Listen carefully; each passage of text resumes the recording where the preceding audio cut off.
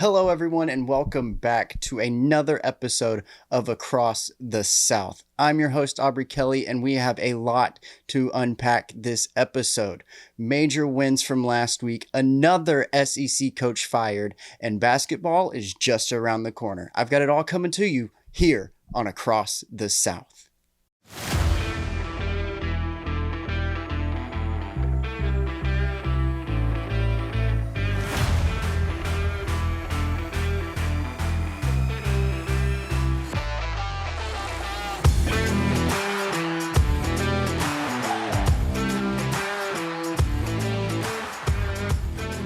Okay, so starting off, we're just going to go ahead and run through all of the big games from last week, starting off with the early slate.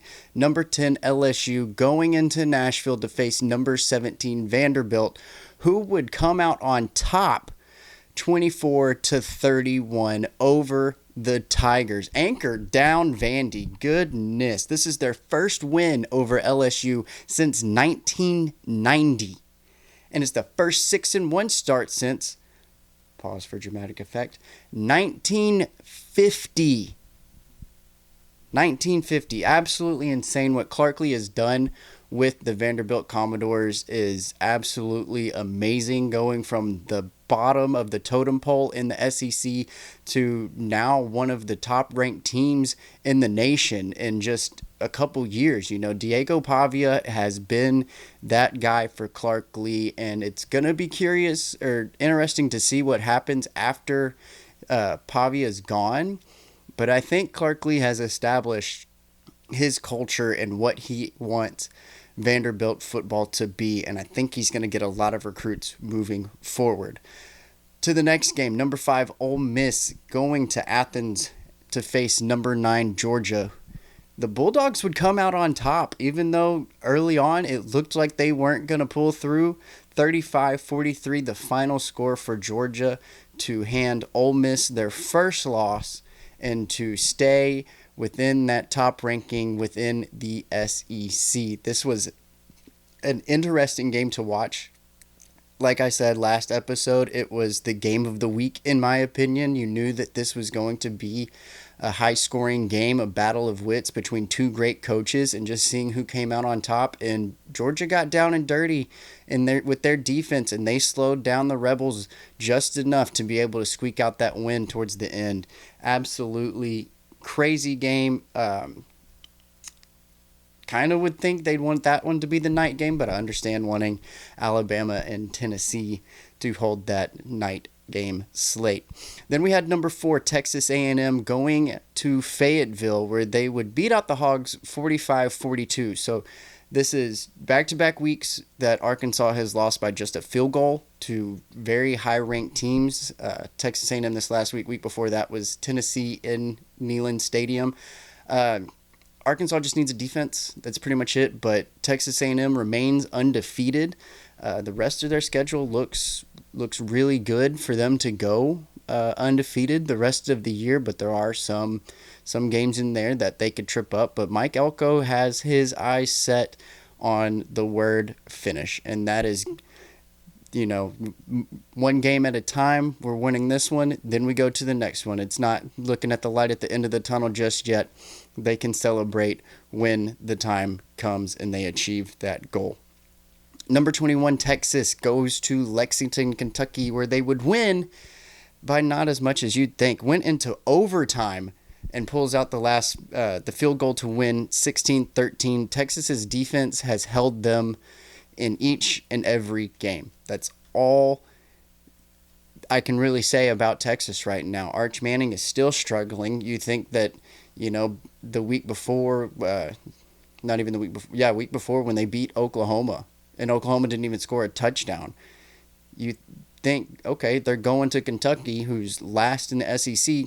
It's going to be an easy win, a blowout. I know it's hard to win in Lexington, especially at night, but Kentucky's kind of flown under the radar. No one is really talking about them, but maybe they will now after going into overtime with the number 21 team, Texas.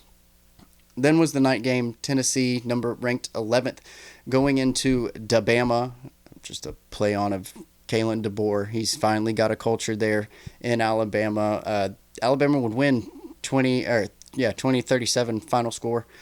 I thought it was going to be closer, but Alabama came to play that game that night, and they did their job. I mean, right before the half, 99-yard pick six for the Tide.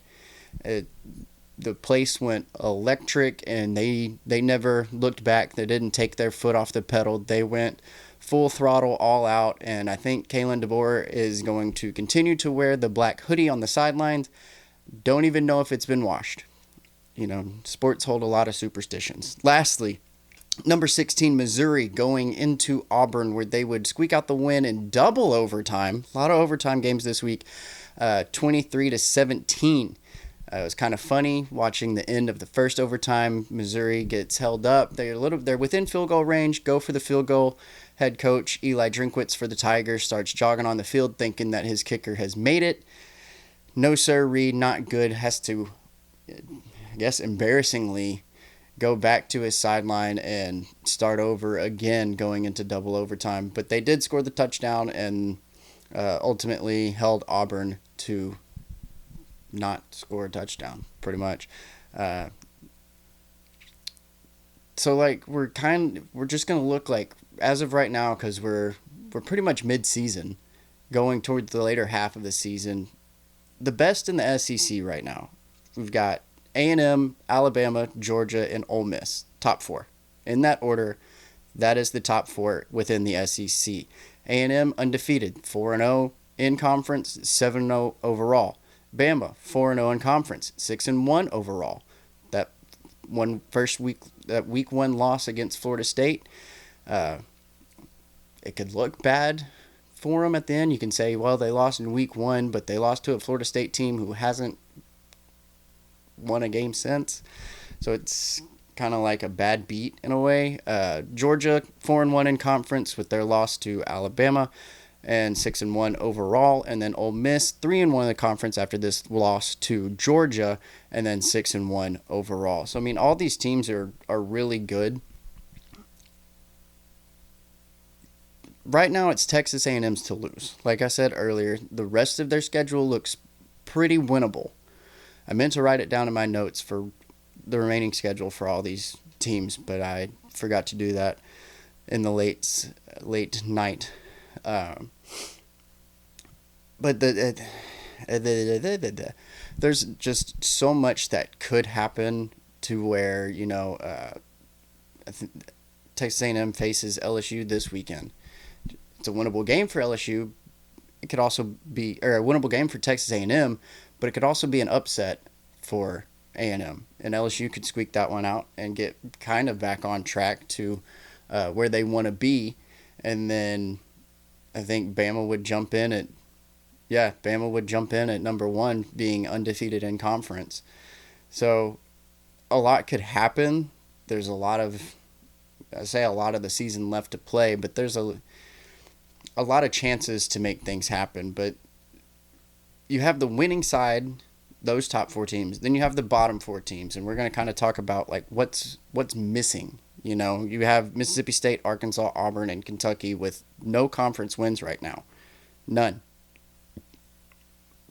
Mississippi State had a chance this past weekend going against Florida, and I had a lot of hope for Mississippi State in that. I mean, you look at week 2, they had the last second big pass play touchdown against Arizona State, who was ranked at the time, and you're thinking Jeff Lebby's got this team back to where they need to be, what they used to be.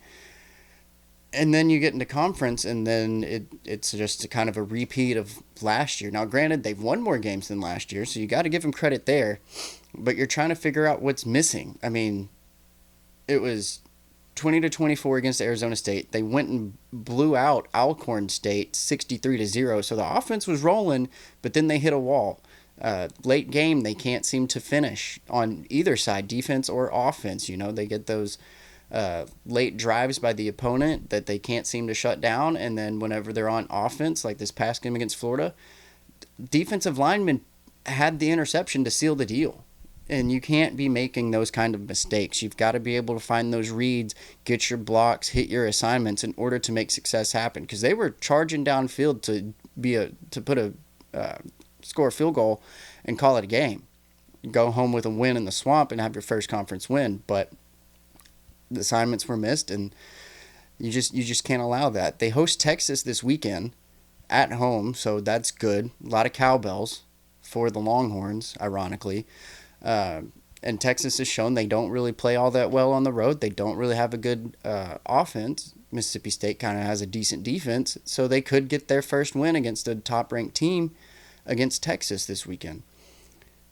But they just got to be able to finish those assignments. That's what needs to happen for Mississippi State. Arkansas, they've got the highest graded offense in the SEC, and then they're fourth in the nation in yards per game.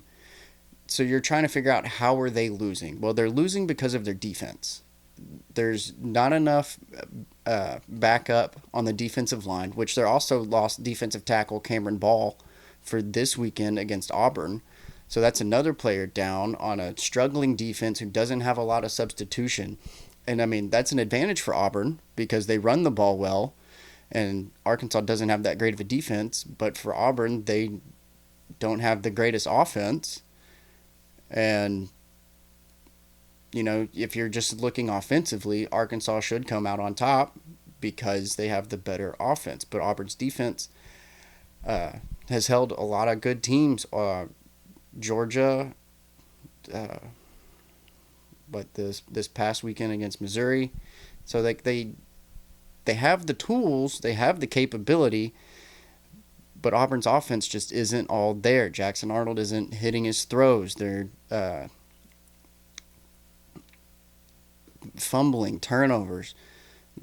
You could say that they've been snubbed by the refs, having a couple bad calls from Oklahoma and in Georgia. But one of these two teams will finally get a conference win this weekend simply because they are facing each other in conference, and with no wins, someone has to make a win. I know, common sense, but just speaking out loud, it's just going to come down to whose offense is better. I don't think defense is really going to play a part except for Auburn. Auburn's defense should play a part in trying to slow down Arkansas's offense.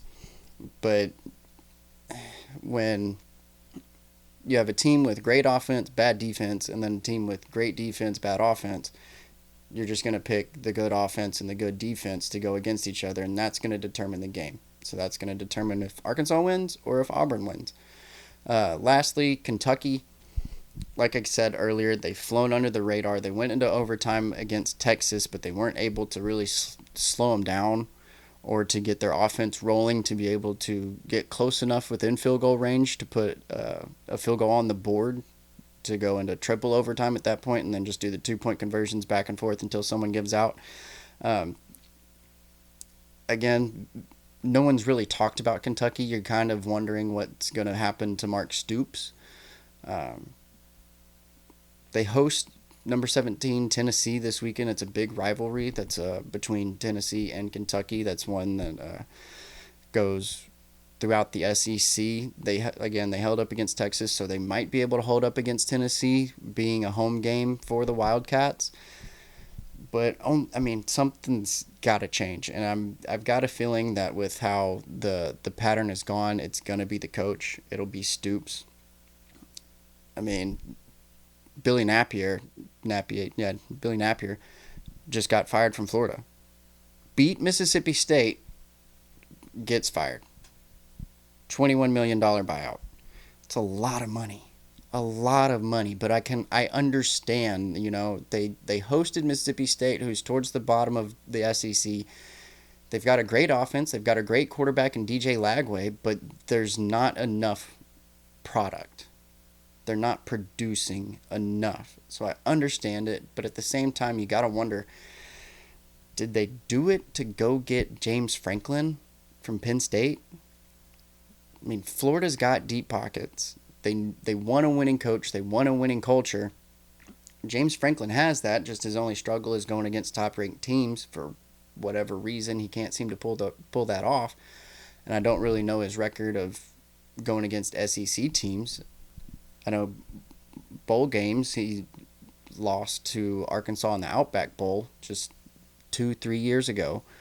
So it's, I know that's like the weird basis for SEC teams on how they're going to hire a coach. Well, what's the record in conference? And I understand it because the SEC holds each team to such a high accountability that we kind of know or have this understanding that out of conference is going to be a win. And that's not always the case. You look at the college football playoffs, Ohio State, Notre Dame, those big out of conference opponents have come out on top and gone to win national championships. But whenever you're within the SEC, you're at the core of college football. You are the best of the best. You have this understanding that you are held to such a high standard. And it's the same for coaches. If you can't win in the SEC, why are you here? Why are you in the SEC? If you can't beat SEC teams, we don't want you because you're going to have to play 9 of them every year now. But this makes coach number 2 in the SEC of being to be fired. There's been 11 total coaches fired all across football. But Sam Pittman at Arkansas was the other SEC coach, which I did talk about. But it makes you wonder, like, who's next? At this point, who's next? That's the answer that everyone's waiting for. Are there going to be any more coaches fired in the SEC? Because there's already 11 total across football, 2 coming from the conference. Could it be Brian Kelly, Shane Beamer, Mark Stoops, Hugh Freeze? Like, who's going to be the next coach? Are they going to wait to finish out the season and then do it? Because Florida players, under the new transfer window rules, they have 15 days to determine if they want to transfer or not. It's not 30 anymore, it's 15. We covered that in a past episode, but I mean, Brian Kelly was a very highly rated coach while at Notre Dame. They got to create their own schedule because they're independent. So you kind of pick which games you want, and you're always going to be within the top 25. And then depending on your record, you'll be in the top 4 at the time that he was there for the college football playoffs. So Notre Dame's always going to be there. But then you go to LSU, who got rid of Coach Orgeron, and you're trying to bring that winning culture back, and you're not producing.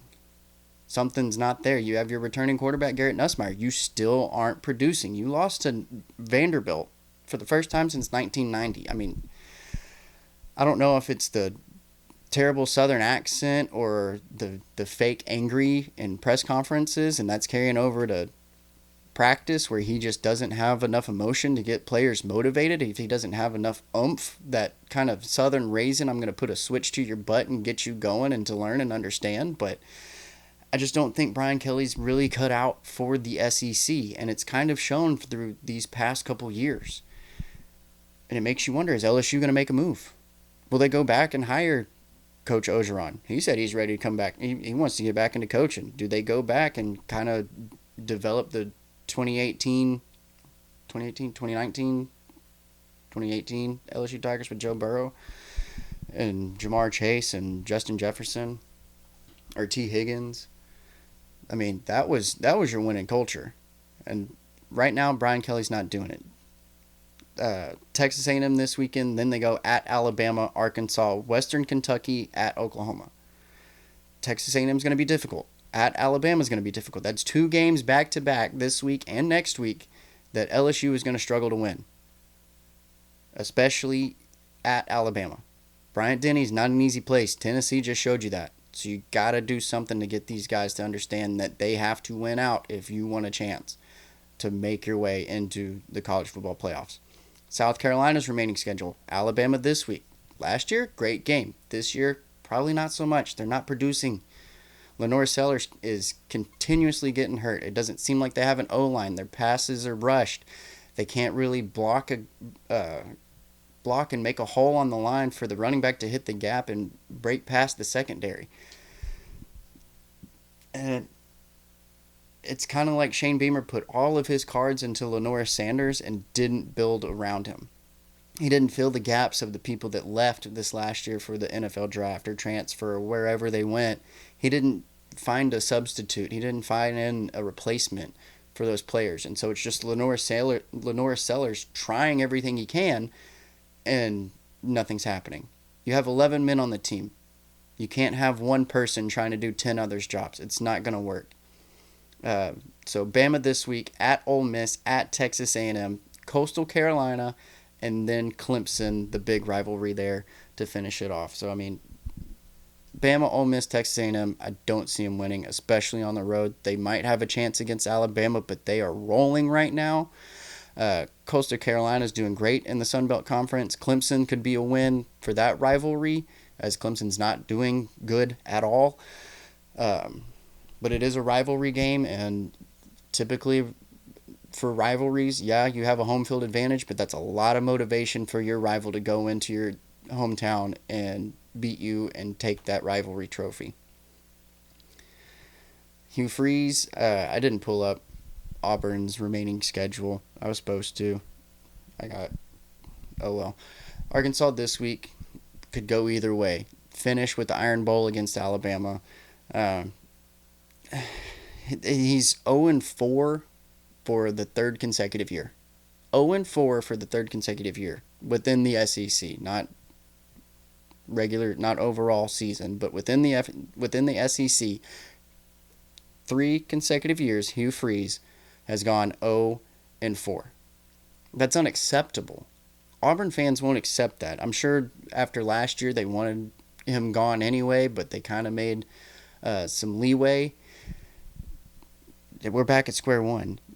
I talked in previous episodes that it seemed like the promise was coming to fruition, that we're building a culture here, that those older guys laid the foundation for you new guys and you younger guys to come in here and be able to succeed and take Auburn to the next level, to be what it used to be back when Cam Newton played. Nope. Nuh-uh. Hasn't happened. And I don't know what there is to do. Jackson Arnold's not good. Jackson Arnold wasn't your guy. He looked like it in the early season. Now he's not. Fumbles, interceptions. Your defense is holding up, but they're not holding up the whole game. They can't. They can't do it. They're gassed. And you could say that it's because they've had some run-ins with the refs, especially you look at the Oklahoma game, and then whenever I talked about the phantom timeout against Georgia, I don't think you can make that blame anymore, because just this week, Ken Williamson, who was a veteran SEC official, has been permanently suspended from the SEC. He can no longer officiate in the SEC. And it was his crew that worked the Georgia-Auburn game just a couple weeks ago. And this was from Yellowhammer. They were the first to report about this. ESPN later came out with it today. But I mean, when you read through the article and everything else, it says that there were 9 of 11 complaints validated just in that Georgia-Alabama game. 2 of them being the phantom timeout, where Kirby Smart was calling timeout. They said no, he was clapping, threw the penalty flag, no penalty was enforced, and then Georgia got to keep their timeout. It's bad officiating, for one. 2 was the goal line fumble in the second quarter, I believe. And I've got video, so I'll put it up on the screen in the slow-mo video booth replay. They said that the ball did not cross the plane, that Jackson Arnold fumbled. Georgia recovered Georgia's ball, where they would drive down the field, kick a field goal. I was actually in favor of that call, that it was a fumble. You can watch the video on the screen. Yes, the ball breaks the plane. Jackson Arnold does not have possession of that ball when it breaks the plane. And I really think that needs to be a rule change, to where if the tip of the ball crosses the blade of grass that is first painted white, that's not breaking the plane. To me, that's not breaking the plane. You have to get past that white line. You have to go from white to green or blue or whatever color your end zone is for that to be breaking the plane. That's in my opinion. I think that determines what's actually a touchdown. You don't get cheap touchdowns of a quarterback jumping over the top and then scoring a touchdown because he got the ball passed rather than his whole body, or when a receiver's running, gets tracked down and he reaches out last second before getting tackled and the tip of the football is touching that white line, touchdown. And then you just determine if his knee hit before or after. That needs to change, because it's going to make things like this a lot easier to distinguish and to make a decision on. But again, Jackson Arnold, in my opinion, fumbled the ball before it broke the plane. You can see that it's jostled loose. If he doesn't have possession when that ball's across the plane, it's not Auburn's ball. It's a neutral ball, no touchdown. So I was in favor of that. But the phantom call, the phantom timeout, I don't know how to explain that one. Again, I brought up the Oklahoma game with the substitution, which Commissioner Greg Sankey actually called Hugh Freeze himself and expressed disappointment in the mistake. And the mistake being that there was no penalty during that play, and Oklahoma succeeded in scoring a touchdown, and Auburn lost by 7 points. And you could speculate, well, Auburn's getting snubbed because they already made a complaint in the Oklahoma game. So now, like, you tell me I'm doing a bad job, then I'm not going to help you out or benefit you in any sort of way. So maybe the refs are doing that. You can't really say that, because there have been multiple complaints that have come from the league, from coaches all within the league this season. And that's pretty much what made the decision to get rid of Ken Williamson. It wasn't just Auburn. Now, granted, when you have 9 of 11 validated reasons in one game, and then you stack on, hey, Georgia doesn't like him, Kentucky doesn't like him, he's missing calls, he's making game-altering decisions and play calls and decisions, flags, penalties, whatever it may be, that, he has a lot of power in how a game plays out. You can stop momentum real quick. You can throw a flag, make a holding call, look on the big screen. There's not a holding call, but that's still 10 yards. Pass interference, that's not pass interference. That's 15 yards, or from the spot of the foul, half the distance to the goal line. There's so many variables that go into officiating and what the official calls. And to have 9 out of 11 in just one game, that's too many. So I understand the decision whenever it comes from across all coaches of the league or multiple coaches of the league and not just Auburn. The way to fix this is do what the ACC's doing. Do the review replay where you hear the official talking to Game Central about a play. Give me this angle. Show me this angle. Do you have this call? Do you see the ball? Yeah. Okay. Is it loose here? Does he have possession? No, he doesn't have possession. Okay. So he doesn't have possession. I'm seeing the same thing as you are. Fumble, Georgia ball. That easy and transparent, to where the people at home watching on the TV can hear you and see you say it and know, cool, they're on the same page. I agree with that call. Or I don't agree with that call, but I see what they're saying. That's all the SEC has to do. And now's the time. If you've got this happening already this season, implement it next season. It's working great for the ACC. They're loving it. All the fans in ACC, I'm being hyperbolic, but majority of the fans in the ACC are enjoying this new replay. Fans of college football who aren't even rooting for an ACC team love the fact that it's transparent and you can hear and see all angles of what's being discussed. And ultimately, that's what the SEC needs to do for the future. Speaking of the future, we've got basketball coming up. Believe this week, maybe next week, but I mean, SEC college hoops are here.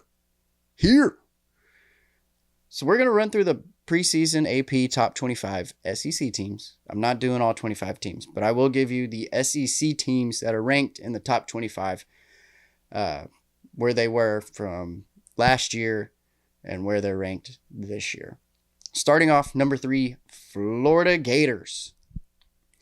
They finished 6th in the SEC, but 11-7 in conference, 24-12 overall, won the NCAA tournament.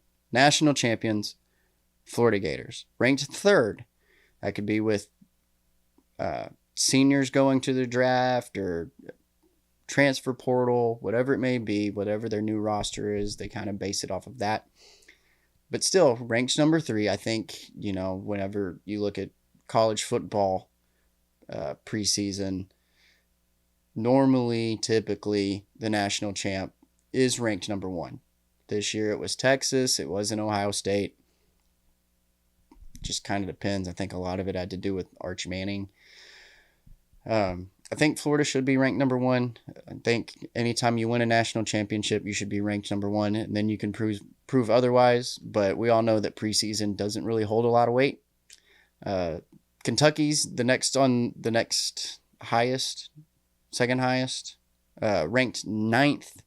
They finished second in the SEC with a 13-5 conference record, 23-10 overall, and they made it as far as the Sweet 16. Mark Pope has got himself a great team there. Big Blue has always had a great culture, even when Calipari was there, who kind of developed the whole thing. He leaves. There's a lot of vengeance kind of on the mind of Kentucky basketball fans of go ahead, go. We don't need you. And Mark Stoops has stepped in and pretty much said, yeah, I've got it from here. We can do this. First year, he finishes second in a very, very strong basketball conference, which is crazy because when's the last time that the SEC was great at basketball outside of Florida? But he's done well, and he's continued to recruit well. I mean, obviously, he's ranked number 9th overall in the nation. Number 14, Arkansas. Speaking of Calipari, they're ranked number 14. They finished 14th in the conference last year out of 16 teams. So not that great. 6-12 in conference. So 500. 16 out of 17 overall. Not 500. But they made it to the Sweet 16. That's unheard of to beat number 1 Kansas. Or number 1 seed Kansas. They beat St. John's. They had a double-digit lead against Texas Tech, which the Red Raiders ultimately came back from and won. But you got to remember that Calipari had 6 players, 7 players, 5 on the court, 2 substitutes. A lot of injuries happened last year for the Razorbacks, and Calipari still made it as far as the Sweet 16. So you got to wonder, and that you got to this too. When Eric Musselman left, there was no team. One player didn't hit the transfer portal whenever Eric Musselman left. Calipari rebuilt a whole team. Trevin Brazile did come back. He entered the portal, and then he ultimately decided to stay. So I guess you could say technically 2 players stayed and didn't transfer. But the Razorbacks had no one. There was no team, no coach. And then they hire Calipari. He gets his guys, or some guys, and they make it to the Sweet 16. So it's going to be really curious to see how Arkansas plays out. But, I mean, you finish really low, third to last, second to last in your own conference, but you're going to be ranked number 14 nationally. After that, at 15, Alabama. They finished third in the conference, 13-5 overall.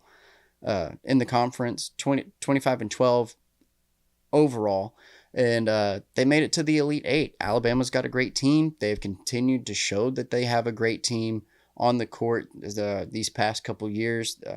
Multiple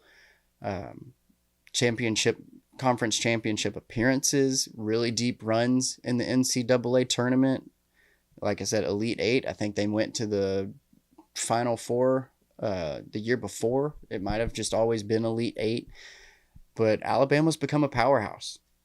It's going to be really, really, really interesting to see what they can keep doing. What's going to change to kind of give them that push to go deeper into the NCAA tournament come March. Next is Tennessee coming in at 18. They finished first in the conference with a 14-4 record. Overall, they finished 27-9, and they only made it as far as the Elite 8. Tennessee has always had a great basketball program. They have great perimeter shooting. They have point guards that can drive in, find those holes, put a layup, big, tall guys to lay down the block. So they have this good core of consistency. Everyone has their job, and whenever it all goes, when they start working together, they succeed. And it's really hard to stop that kind of chemistry whenever the Vols really get going on the court. Lastly is Auburn coming in ranked 20th. They finished 4th in the conference with a 13-5 record, 27-8 overall. They were the SEC champions, and they made a Final Four appearance. They had the chance to go to the national championship, but they fell against Florida. I thought it'd be really fun if it was Florida and Auburn for the national championship, but they were slated on the same side of the bracket, so that couldn't happen. But Bruce Pearl really did something there over the past 11 years. I think they'd be ranked higher, but due to Coach Pearl's retirement announcement, it probably dropped him a little bit. Again, I've covered this in a previous episode whenever Bruce Pearl did announce his retirement, but his son Steven is taking over, who has been by his side through all of his years at Auburn. I think if he can do the same as last year conference-wise, finish 4th, go 13-5, and then a 27-8 record, that's a big ask of 27-8. But if he can kind of stay within that range, go top 5 in your conference, make a good deep run into the NCAA tournament, even the Sweet 16, I think Tiger fans would be happy with. And, he could go higher than 20th. They could drop out. It all just depends. It's the hard thing about judging preseason AP polls. You got to get some games in, some big games. You have the invitationals where you can kind of make a judgment call because that's kind of your out of conference play at that point. But a lot of those games are on the road or at a neutral site, so no one really has an advantage. It's basically just like a summer camp basketball game between highly competitive athletes. Once you get towards your conference play and you really start going through these series and playing consistently, and it's not, okay, you're going to play on a Tuesday at this invitational for 4 days or until you lose, and then we'll see you again next 2 Saturdays from now.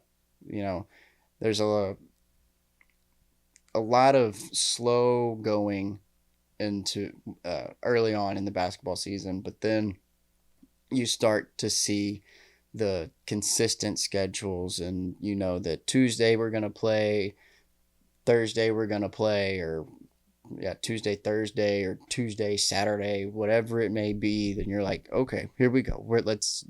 We are in basketball season. I don't really have much else to say about basketball until the season does start. I'm going to do my best to keep up with it. Basketball is a very busy time of the year because they play so many games. It's not like football where it's just Saturday. You can have a Tuesday game and a Thursday game, and it's all at one time or all at different times across the nation. But I'm going to do my best at covering basketball within the SEC. I might just do some highlights, some big wins. There's no telling what I'm going to do. It's all a work in progress, but I've got, a little bit of time left with the football season before we really dive in deep within SEC basketball. But continuing on, looking to the future, let's look at this week's games coming up on Saturday. Starting off, number 8 Ole Miss at number 13 Oklahoma. John Mateer is still dealing with that thumb injury, and that's not good. They beat South Carolina last week. Again, it's South Carolina, but the offense isn't performing at such a high rate as they were early on due to that thumb injury that he faced. They brought him back against Texas. He didn't perform. to his highest standard. They're still trying to figure out what they can do to better it, how to take care of it, to make it to where he can throw the ball. But I think this is going to be Ole Miss's game to win. Granted, they lost to Georgia on the road, and they're about to go back on the road into a tough environment. But Ole Miss will come back with a chip on their shoulder. Lane Kiffin's going to look at the film, study it, and say, okay, you need to do this. This is where we messed up. You're not getting your block. You're not hitting your route. You need to find this guy open at this window and throw it there. Talking to Trinidad Chambliss, granted, he's a great quarterback. But something's going to get figured out, and I'm sure that Ole Miss will come back and win because they're going to compete to stay within that top 12 to make a college football playoff run. Then we have number 15, Missouri, at number 10, Vanderbilt. And this is the first time that Vanderbilt has been ranked in the top 10. And throughout 1950, 1990, 1947 is the last time that the Vanderbilt Commodores were ranked in the top 10. Crazy stuff again going on there. LSU just went to Nashville, lost. Missouri went on the road to Auburn, struggled, double overtime. Could this be Missouri's first conference loss? Or no, they already have a conference loss against Alabama. But this is going to determine how good Vandy is, and this is going to determine how good Missouri is. It's another road game.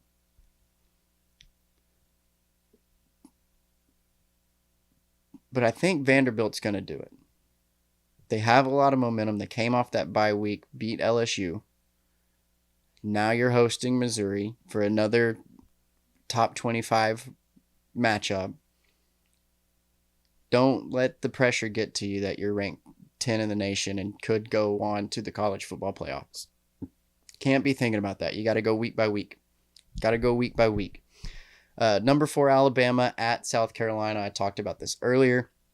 Bama should win this. They're now ranked number 4. They've always been a top dog. Like I said last year, it was a close game. The Gamecocks just couldn't finish it out. I think they missed a 2-point conversion to tie or to win, one of the two. Just missed his mark. It's going to be interesting, but I think Bama's got too much momentum going right now, and Kalen DeBoer has got his team clicking. Then you have number 3 Texas A&M at number 20 LSU. This is a proving point game for LSU.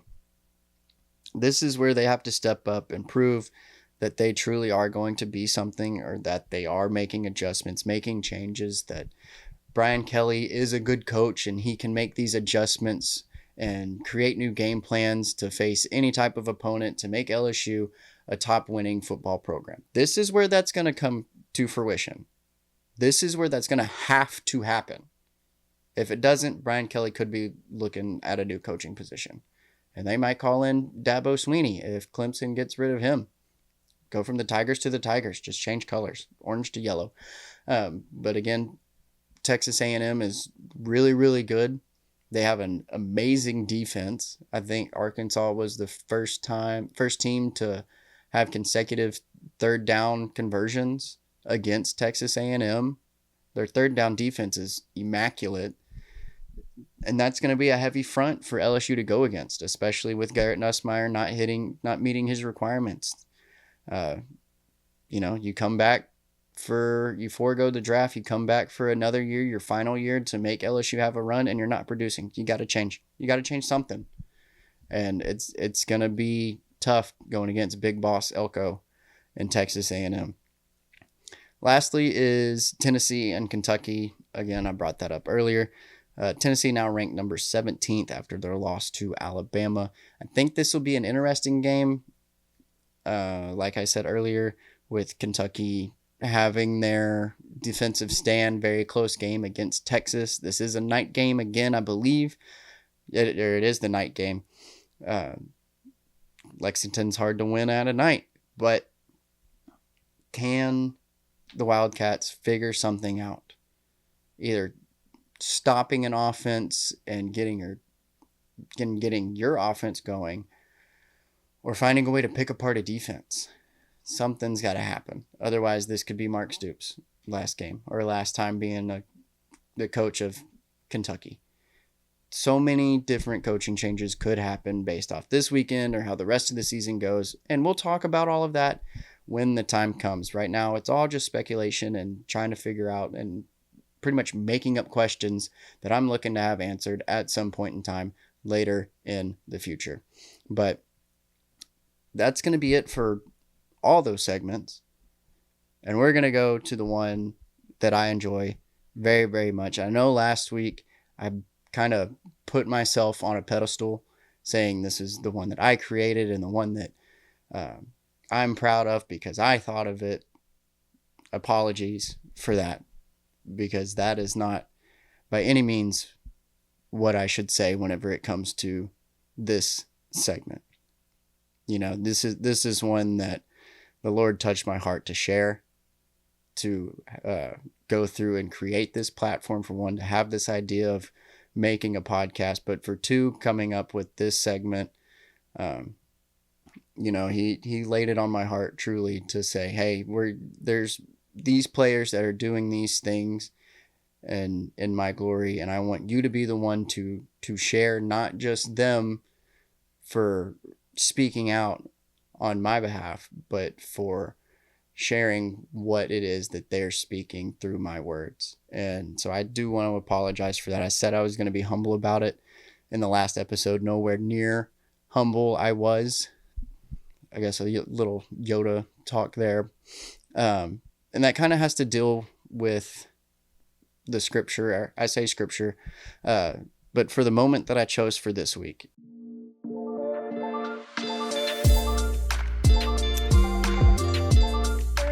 So we're looking at Diego Pavia post-game against LSU, and he's on the field. I tried getting video of it.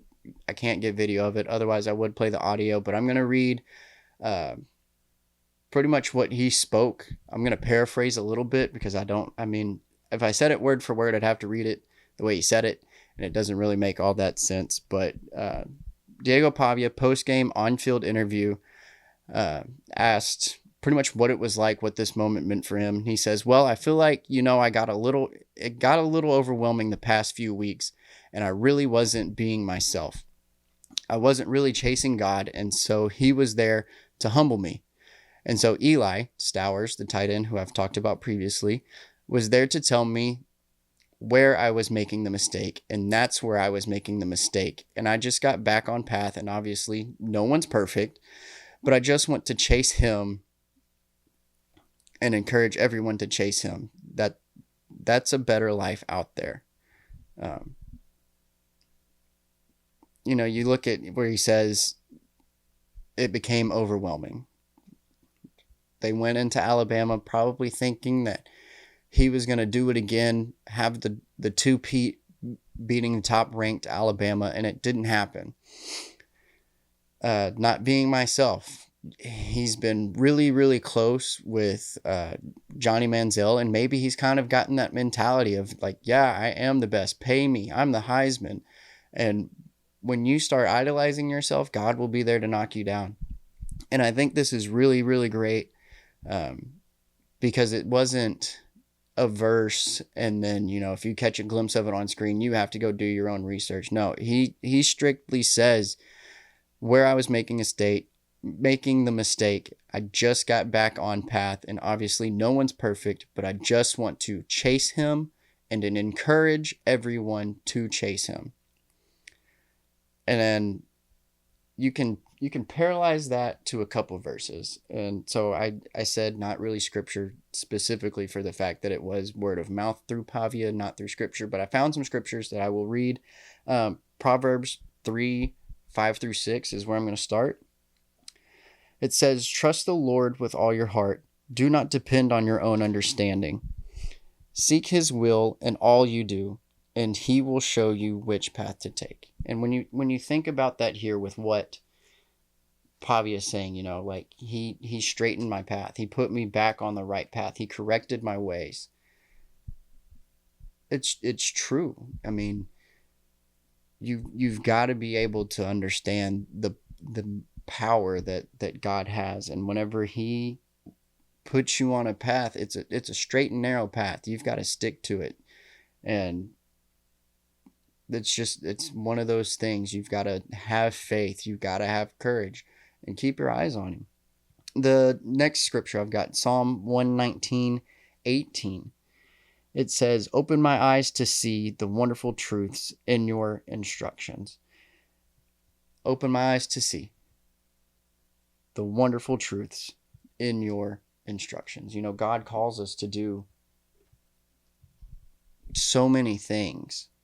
You know, He instructs us on how to move through life, and it's all in the Bible. It's all in Scripture. He tells you how to live your life, what to do. If you want to be a godly woman, if you want to be a godly man, a man of faith, to be a great father, if you want to be, you know, a role model, but still be humble and do it to glorify God. Like I said last week's scripture, whenever you do a job but you glorify God through it, then you're finding ways to work for God and not just for a company. That's what all of this is encompassing, you know,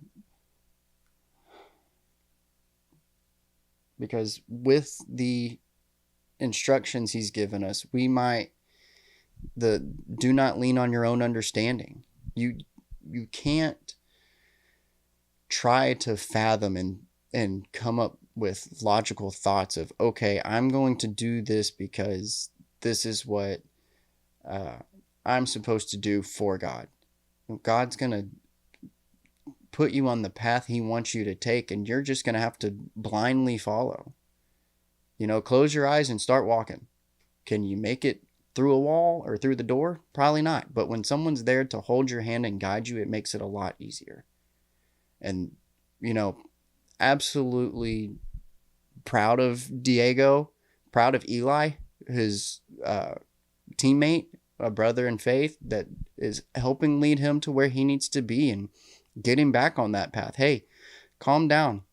You know, you're doing great things, but do it for Him, not for yourself. So, I mean, just overall, great to see, great to hear, and, you know, just kind of carry that mentality anywhere you go. Keep those words in your heart and in your mind, because I know I definitely will. And that's going to be it for this episode of Across the South. Be sure to like, hit subscribe, follow, share, whatever platform it may be on, Apple, Spotify, YouTube, you name it, we're there. And I will see you all next week here on Across the South.